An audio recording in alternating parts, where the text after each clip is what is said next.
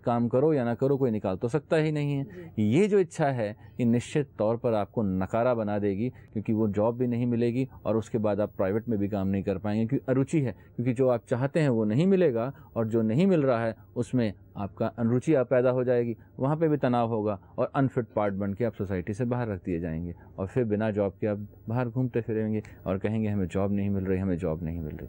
इसलिए थोड़ा धैर्य रखिए, संयम से करिए और परमात्मा के आगे कहिए जो मेरे भाग्य में है परमात्मा तू मुझे वो दे, मुझे अपनी इच्छा से कुछ नहीं चाहिए, मैं ये चाहती हूँ, अगर तेरी चाह इसमें है तो इसे बना दे। बिल्कुल, इसीलिए हमेशा कहते हैं ना, बिन मांगे मोती मिले, मांगे मिले ना भीख। और वैसे भी इस कार्यक्रम के माध्यम से, आचार्य जी के माध्यम से सिर्फ आप लोग की समस्या का समाधान ही नहीं हो रहा है, बल्कि आपको वो बातें बताई जा रही जिनसे आप आज के लिए नहीं, आने वाले अपने समय के लिए, अपने भविष्य को उन बातों पे अमल करते हुए संवार सकते हैं। फिलहाल इस कार्यक्रम में वक्त हो चला एक अल्प विराम का, आप सब बने रहिए हमारे साथ। एस्ट्रो रेमेडीज ने नवग्रहों के विभिन्न दोषों को दूर करने के लिए गृह शांति सिद्ध ऑयल का निर्माण किया है। इसके साथ ही सभी देवी देवताओं को प्रसन्न करने के लिए पूजन सिद्ध ऑयल एवं आपकी हर समस्या के निदान के लिए स्पेशल सिद्ध ऑयल जैसे protection oil, relationship oil, prosperity oil, increasing sales oil, success oil व हीलिंग ऑयल बनाए हैं। साथ ही वास्तु दोषों को दूर करने हेतु वास्तु सुधार ऑयल व कई प्रकार के दर्द से मुक्ति हेतु एस्ट्रो मसाज ऑयल का निर्माण भी किया है। इन्हें मंगवाने के लिए इन नंबरों पर संपर्क करें 01145644139, 01145644140, 01145644141, 01145644142, 09811558158, 09910296999, 09212259996, 09278427313, 09868065666 और 09910355356। हमारा पता है भविष्य केंद्र A5/10 Paschim Vihar opposite Batra nursing home, नई दिल्ली 110063। ईमेल आईडी है jp_astro123@rediffmail.com। वेबसाइट है www.acharyajpsingh.com। इस अल्प विराम के बाद पुनः अभिनंदन आप सभी का आपके अपने कार्यक्रम भविष्य दर्पण में। कोई भी जानकारी जो आपको विस्तार रूप से प्राप्त करनी है या कुछ भी अन्य आप जानना चाहते हैं तो आप आचार्य जी की वेबसाइट पे लॉगिन कर सकते हैं। निरंतर बताती आ रही हूँ www.acharyajpsingh.com पे। और साथ ही साथ व्यक्तिगत रूप से मिलने के लिए, समस्या के समाधान के लिए, कुंडली आकलन के लिए, या फिर अगर आपके पास बर्थ डिटेल्स यानी कि समय नहीं है, जन्म तिथि नहीं है, तो प्रश्न कुंडली के आधार पर भी आप समस्या का समाधान प्राप्त कर सकते हैं। लेकिन आप सभी को करना होगा एक, आप सभी को फिक्स करनी होंगी अपॉइंटमेंट्स। नंबर्स टीवी स्क्रीन पर निरंतर फ्लैश किए जा रहे हैं। आचार्य जी यहाँ पे बात करेंगे पिंक सिटी जयपुर से। मुकेश जी हमारे साथ जुड़े हैं। मुकेश जी, कार्यक्रम में हार्दिक अभिनंदन। बताएं क्या डेट ऑफ बर्थ है आपकी? आचार्य जी प्रणाम, आपको जी।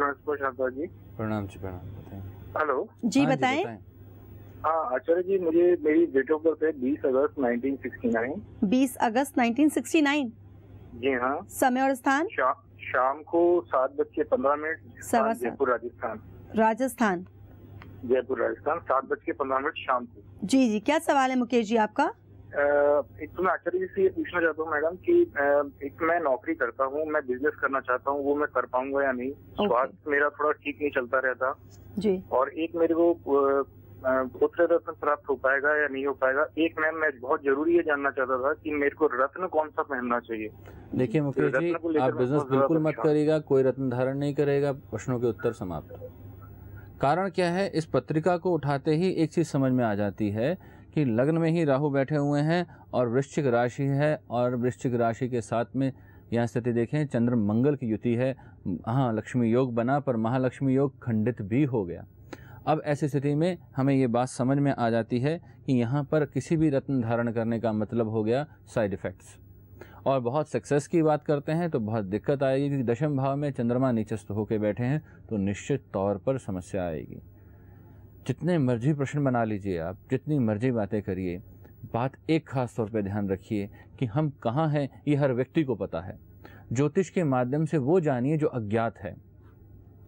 हम टीवी पे सामने जब बैठते हैं हम हज़ारों प्रश्न लेके बैठ जाते हैं, हम सोचते हैं आज सब कुछ जान लें।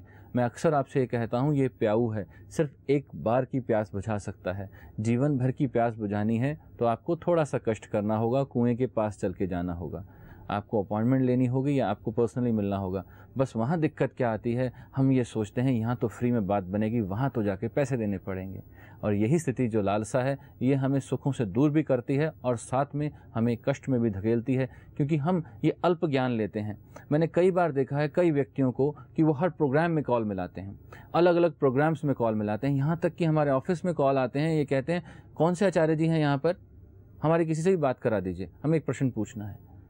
मैं उनसे पूछता हूँ, मुड़ मत, इतने अज्ञानी आप हैं कि आपको किसी से भी ज्ञान लेना है, किसी से भी पूछना है और ये नहीं जानना कि वो है कौन। और अगर ये जानना भी नहीं है तो ठीक है, और अगर आपने ये जगह जगह से ये ज्ञान लेना है तो निश्चित तौर पर आप ये समझ लीजिए आपका उद्धार नहीं हो सकता। क्यों नहीं हो सकता? क्योंकि आपने उपाय तो करने नहीं है, सिर्फ आपने जानना है। आपने जो जानना है उस जानने से कुछ नहीं होने वाला। क्योंकि हम बड़े दिनों से एक चीज़ को नोटिस कर रहे हैं, अलग अलग टीवी चैनल्स पे हम जब बैठते हैं एक चीज़ देखते हैं कि निरंतर लोग फ़ोन कॉल्स मिलाते हैं और पूछते हैं अपने प्रश्न, और ये भूल जाते हैं कि उन प्रश्नों के उत्तर के बाद जो उपाय दिए जाते हैं वो भी करना है। वहाँ कोई श्रद्धा नहीं है, वहाँ तो सिर्फ एक लालसा है कि फ्री में क्या मिल रहा है। फ्री में जहर मिलेगा तो लेंगे क्या? बिल्कुल नहीं। इसलिए समझ लें कि आप वही ज्ञान अर्जित कर सकते हैं जहाँ आपकी श्रद्धा हो, और अगर आपको मिल भी गया तो निश्चित तौर पर उसका लाभ नहीं होने वाला, क्योंकि आपकी श्रद्धा नहीं है। बहुत अधिक ये जो तीव्रता है, मैं देख रहा हूँ लोगों के अंदर एक लालसा बढ़ती जा रही है। लाइव प्रोग्राम्स के अंदर कॉल करके निरंतर अपनी बातें जानने का बहुत अच्छी बात है, ज्ञान के प्रति आपकी रुचि है, पर ये बात ध्यान रखिए कि आपकी श्रद्धा भी है क्या वहाँ। सिर्फ यही लालसा तो नहीं है कि कुछ जान लें फटाफट फ्री में जो मिलता है, वो फ्री में मिला हुआ काम नहीं आएगा, क्योंकि फ्री का धन हमेशा फजूल खर्च में ही जाता है। ऐसे फ्री का ज्ञान भी सिर के ऊपर से ही जाता है। इसलिए ध्यान रखें, श्रद्धा का मूल तो चुकाइए कम से कम। अगर वो नहीं चुकाएंगे तो निश्चित तौर पर हमें भी दुख होगा और उस परमात्मा को भी दुख होगा कि देखिए किस तरह निरंतर गंगा बह रही है और लोग फिर भी प्यासे हैं। तो इस चीज़ का ध्यान दीजिए। बिल्कुल, ये सारी बातें आचार्य जी ने सिर्फ इसलिए नहीं कही है कि आप में से कोई भी निराश हो जाए, बल्कि इसलिए कही गई क्योंकि निरंतर हम लोग ये बात ऑब्जर्व करते हैं कि कई सारे संकट और समस्याएं आप लोग के साथ होती हैं। तो आप खुद सोचिए कितना सही है कि आप एक साथ कई सारे जब प्रश्न करते हैं और आप खुद नहीं समझ पाते कि आपको किस प्रश्न के उत्तर के हिसाब से क्या करना है, मिल करके फेस टू फेस जब आप बैठेंगे तो आप विस्तार से समझ भी पाएंगे और अपनी बातों को सामने रख भी पाएंगे। अपॉइंटमेंट्स लेने के नंबर्स निरंतर आपके टीवी स्क्रीन पे हैं। राहु की हम बात कर रहे हैं, एक सवाल यहाँ पर लेना चाहूंगी। कॉम्बो का तो आजकल हर चीज में फैशन है, कॉम्बिनेशंस हमेशा बैठाए जाते हैं। ऐसे में ग्रहों की युति, ग्रहों के कॉम्बिनेशंस की भी बात अक्सर की जाती है। राहु की अगर हम किसी ग्रह की युति की बात करें तो कौन सा ग्रह है जो शुभ फल देगा, या किस ग्रह के साथ राहु हमेशा बुरा ही देता है? देखिए, बहुत उत्तम प्रश्न पूछा। हर ग्रह की युति लाभकारी होती है, पर राहु के साथ किसी भी ग्रह की युति लाभकारी नहीं हो सकती, क्योंकि ये राक्षसी ग्रह हैं। इनकी युति हमेशा ही अनिष्टकारी होती है। खास तौर पे अगर हम ये कहें कि अगर किसी चीज़ का मिलान हमेशा फलदायी होता है तो ऐसा बिल्कुल नहीं है। यहाँ पर ऐसी स्थिति है कि यहाँ कष्टदायी ही होगा। विष किसी चीज़ में मिला दें वो विष ही रहेगा और उस चीज़ को भी विषैला बनाएगा जिसके साथ वो जुड़ा है। राहु को विष का भी पर्याय माना जाता है, राहु को सर्प का भी पर्याय माना जाता है। इसीलिए काल सर्प की पूजा में नाग नागिन का जोड़ा दिया जाता है। ये आप समझ लें, राहु विष का कारक भी है। तो विष को किसी के साथ भी युति करें बिल्कुल वो लाभ नहीं देगा। हाँ, विष को यहाँ आपने अगर कहीं सुना हो कि कुश्ता बनाया जाता है, कुश्ता किससे बनाया जाता है? विष को ही कूट के बनाया जाता है या विष के ही मिश्रण से बनाया जाता है। पर वो कब बनता है? जब आपकी उसकी युतियों को आप जानते हैं, उसके प्रभाव को आप सूक्ष्मता से जानते हैं, राहु को आप संयम में लेना जानते हैं, निश्चित तौर पर वो आपके लिए वो वहाँ पर लाभकारी हो जाता है। अब यहाँ पर एक बात समझ लें, राहु कभी भी किसी चीज़ से जुड़ेगा। उदाहरण स्वरूप अगर राहु की मंगल से युति हुई तो अंगारक योग बना देगा, राहु की सूर्य से युति हुई तो वो ग्रहण दोष बना देगा, राहु की बृहस्पति से युति हुई तो वो गुरु चांडाल योग बना देगा। यहाँ पर ये इतने योग जो बने वो सारे ही अनिष्टकारी होते हैं। यहाँ पर किसी से भी आप ये नहीं कह सकते गुरु चांडाल योग बना तो चांडाल देखिए कितना बढ़िया काम करेगा, नहीं, वो अपना ही नाश कर बैठेगा। तो तो ऐसी स्थिति में निश्चित तौर पर ये समझ लें कि राहु की किसी से युति अच्छी नहीं है, या तो राहु अकेले ही भले हैं। राहु पत्रिका में किस भाव में सबसे ज़्यादा बली होते हैं ये भी समझने योग्य स्थिति है। राहु तृतीय भाव में सबसे ज़्यादा बली होते हैं, राहु दशम में बहुत बली होते हैं। पर राहु अगर सप्तम में बैठ जाएं तो निश्चित तौर पर वैवाहिक जीवन में कलह दे देते हैं। ये सारी युतियाँ, ये सारे प्रभाव समझ के हमें समझ में आता है कि पत्रिका का अवलोकन कितना आवश्यक है। और इसीलिए मुझे आज ये कहना पड़ा, ये मन कुंठित हुआ कि लोग किस तरह से निरंतर झड़े लगाते हैं।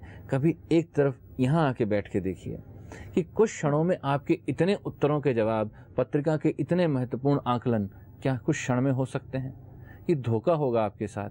हाँ, किसी एक प्रश्न का उत्तर देना है, हम उस पर ध्यान दे सकते हैं, क्योंकि आप तो हमें रैपिड फायर टेस्ट ले रहे हैं हमारा, जैसे कि फटाफट ये बताओ, जल्दी बताओ, जल्दी बताओ, नहीं तो अभी नौकरी से बाहर। अगर नहीं बताएं तो नाराज़, और अगर बता दें और वो गलत हो तो भी नाराज़। तो यानी तो हमारे इधर भी ठौर नहीं और उधर भी नहीं। तो इसलिए हम ये चाहते हैं कि हम किसी को कोई भी ऐसा जवाब ना दें जिससे किसी का नुकसान हो, क्योंकि जब आप ये रैपिड फायर हमारे साथ खेलते हैं तो निश्चित तौर पे हमें बड़ा कष्ट होता है कि हम एक भी उत्तर का, जो हम प्रश्न का उत्तर ढंग से ना दे पाएँ, तो ऐसा लगता है जैसे कोई ज़बरदस्ती हमसे करवा रहा है।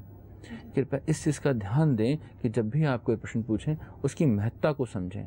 आप सारे जीवन को इतना महत्वपूर्ण समझते हैं तो थोड़ा सा समय निकाल के मिलिए, या आप अपने लिए समय निकाल लीजिए, अन्यथा ये कष्टकारी होता है। बिल्कुल, आज के इस कार्यक्रम को समय का संकेत मिल चुका है, यहीं पर विराम देंगे। आप यहाँ पर आए, अमूल्य समय और जानकारी दी, उसके लिए आपको बहुत बहुत धन्यवाद। नमस्कार। नमस्कार। एस्ट्रो रेमेडीज ने नवग्रहों के विभिन्न दोषों को दूर करने के लिए गृह शांति सिद्ध ऑयल का निर्माण किया है। इसके साथ ही सभी देवी देवताओं को प्रसन्न करने के लिए पूजन सिद्ध ऑयल एवं आपकी हर समस्या के निदान के लिए स्पेशल सिद्ध ऑयल जैसे protection oil, relationship oil, prosperity oil, increasing sales oil, success oil व हीलिंग ऑयल बनाए हैं। साथ ही वास्तु दोषों को दूर करने हेतु वास्तु सुधार ऑयल व कई प्रकार के दर्द से मुक्ति हेतु एस्ट्रो मसाज ऑयल का निर्माण भी किया है। इन्हें मंगवाने के लिए इन नंबरों पर संपर्क करें 01145644139, 01145644140, 01145644141, 01145644142, 09811558158, 09910296999, 09212259996, 09278427313, 09868065666 और 09910355356।